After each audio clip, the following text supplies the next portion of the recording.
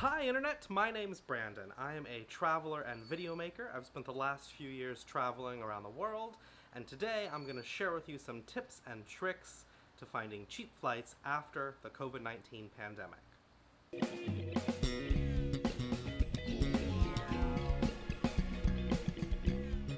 There's a bird up there. Do you hear the bird?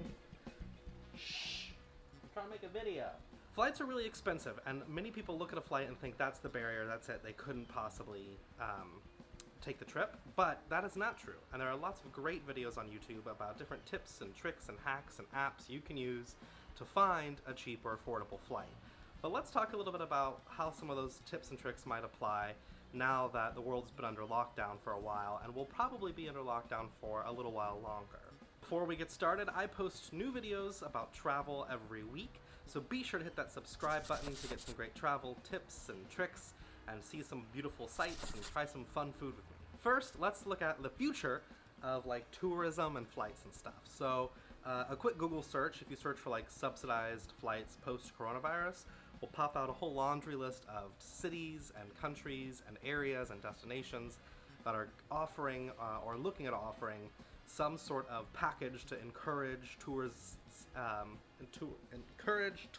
to come back. That's a mouthful.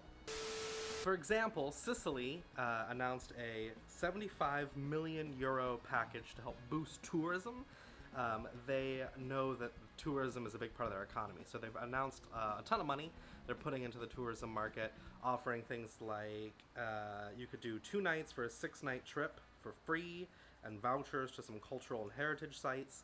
Here's the thing, a lot of these will probably go to Italian locals first and European Union members first, because, you know, we're still locked down and we've still got a lot of cases here in the States. But if you are looking at a trip and you do find some countries that are open or some places that are open here in the future, that might be something you could take advantage of. I would encourage you to not travel until the pandemic calms down, but Google it, look at some of these packages. Japan is another one of these countries. When I was looking online for countries that were offering specialty tourist deals, let me get this right, they were offering, Japan Airlines is offering a raffle system for domestic flights, 50,000 free flights, between now and between July, I think, and September. I don't know. I'll put the link in the description. So if you are in Japan, or you are looking at traveling to Japan anytime soon, assuming any borders open up or any of the virus really starts to subside, you might find yourself able to enter for a cheap raffle to fly domestically within the country. And these aren't the only places that are doing things like this, and I certainly anticipate more places, especially once the virus starts to actually subside and we start to have a vaccine or see it to kind of go away or whatever it kind of happens in the future. I think we'll see a lot of tourism-driven places offering discounts on flights, discounts on stays, because they're going to want to kind of kickstart their tourist economy again. Okay, that's all well and great, but I know what you're asking. Brandon, how do you get to Japan? How do you actually find the cheap flight?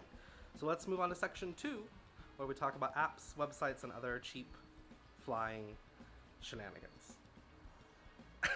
First is Skyscanner. I talked about them in my How to Travel Europe on a Budget video, which you can click the card above to see. When you Whoops! Oh, I kicked the tripod. When you get on a website like Skyscanner, it has like flexibility options. So you can just put in your home airport. You can go to the like search for city, and instead of putting in a city, you could just put in everywhere.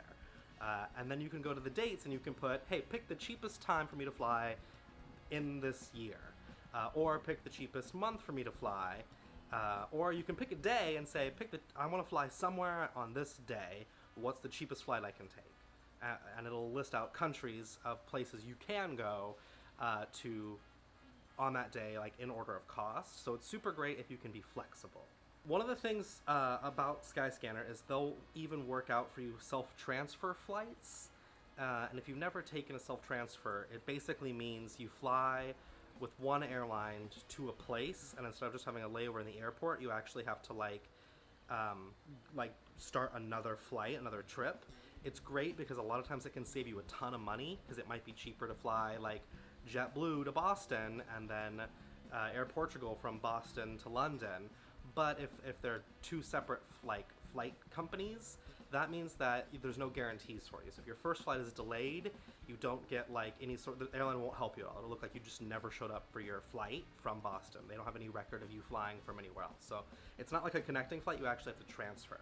That also means if you have like a checked bag, you have to go out through security, pick up your checked bag, recheck in, get your boarding pass, go back through security, and go back in.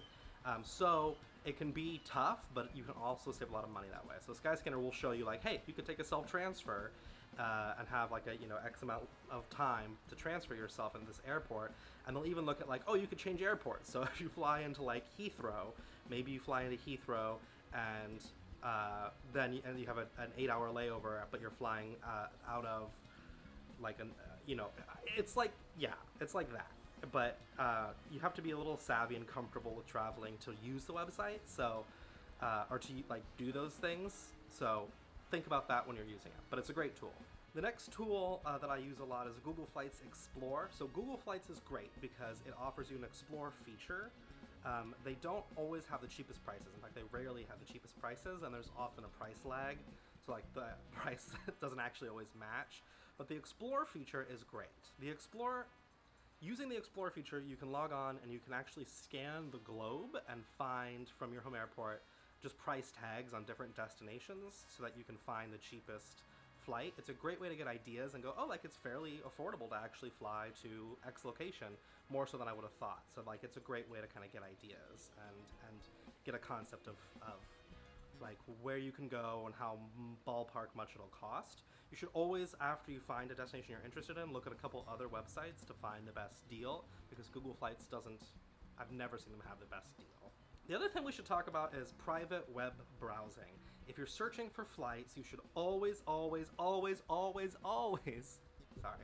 you should always do it in private or incognito window. Searching for flights in a normal web browser is stupid, because airlines and travel agent companies, deal websites, they'll put a tracker on your browser, so every time you come back, they know, oh, he's looking at flights to Colombia a lot, so they'll start to raise the price. So you feel like, oh, I should book now before it goes up more, because they know you're visiting the website a lot, but that's not actually the price of the flight. So you gotta search in a private browsing window. That way, your flight prices don't go up the more you visit a certain website or certain patterns. Like, don't let them trace you. Find a cheap deal. Don't let them trace you. Kayak. Kayak is cool. Kayak is great. It's an online search tool, kind of like Skyscanner. It's not so great with like independence. Holy shit, that scared the shit out of me.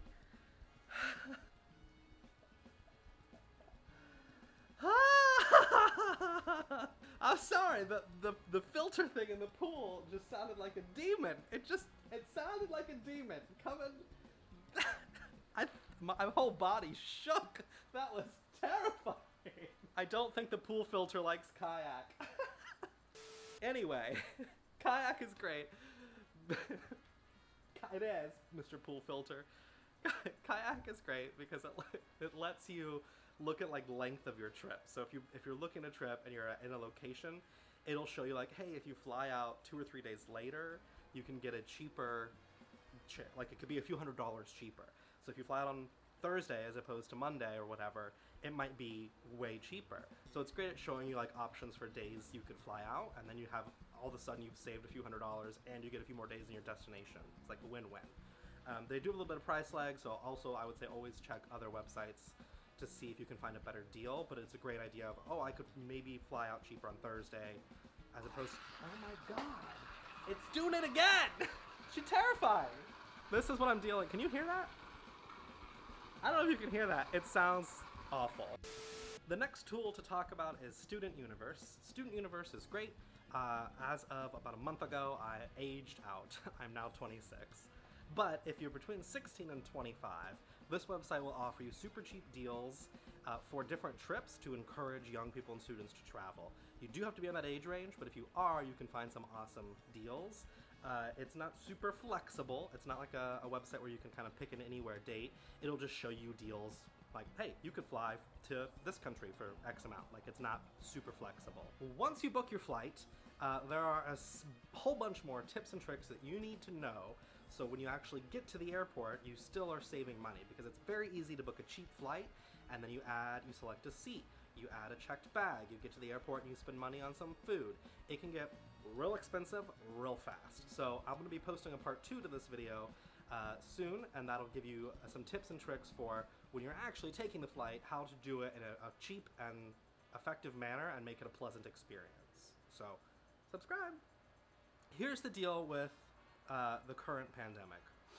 I've made videos before where I've said I think it's the responsible thing for us travelers to do right now is to not travel, because we don't want to spread this and make it any worse than it is, and we don't want to risk getting locked down in a country where we won't have a way home and we won't have we'll have to use another country's resources to have medical care if we get sick. Like, it's not worth it right now. But you should look now, because here's the deal. Here's my hunch. I mean, I'll level with you. I'm not an economist. I'm not a professional. I travel a lot.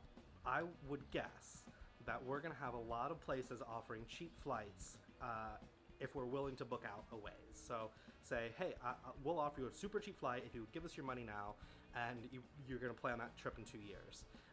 Because, like, they need the cash flow.